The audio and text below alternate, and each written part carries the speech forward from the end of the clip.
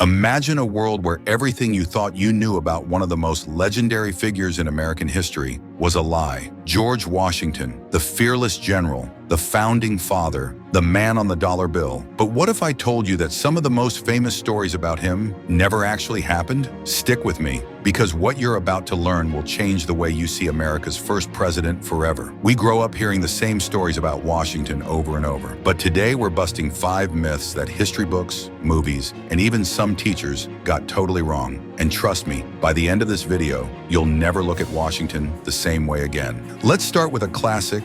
Yes, the famous cherry tree myth. I cannot tell a lie. A little boy, an axe, and an honest confession to his father. Great moral lesson, right? Well, completely fake. This story was invented by Washington's biographer, Mason Locke Weems, decades after Washington's death. The goal? To sell books and make Washington look like a saint. In reality, there's zero historical evidence that this ever happened. If Washington really did chop down a tree, well, he took that secret to the grave, which honestly is probably a better lesson. If you're gonna chop down a tree, at least be smart enough not to get caught. But if you thought that was bad, wait till you hear about Washington's teeth. Myth number 2, the wooden teeth. You've probably heard that Washington wore wooden teeth, but here's the real horror story. His dentures weren't made of wood. They were made from something much darker. Human teeth, along with metal, animal bones, and even lead. Yup, Washington's dentures were part Frankenstein, part nightmare fuel. And they weren't just uncomfortable, they caused him constant pain. So next time you complain about your dentist appointment,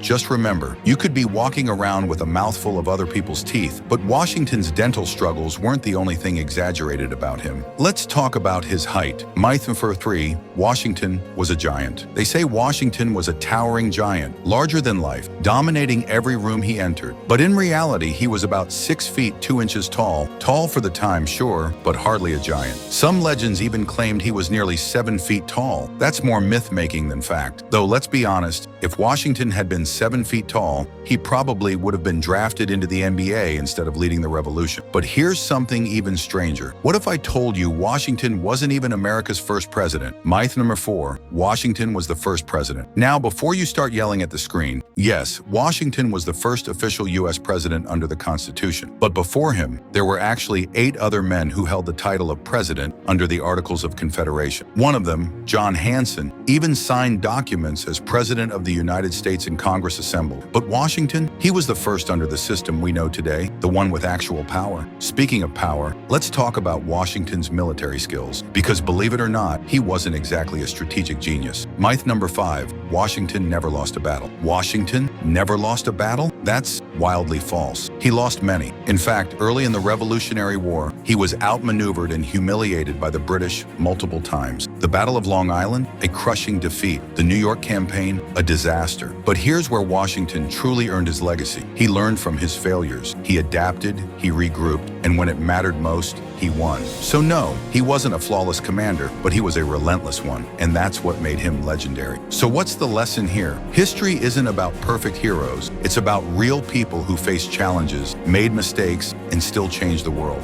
And Washington, he wasn't a god, he wasn't a myth, he was a man. But what he did with that made all the difference. And speaking of greatness, did you know that one of the most powerful forces in history isn't a leader or a country? It's something called compounding. If you want to understand how small actions lead to massive results, check out my video on the power of compounding. It might just change the way you think about success.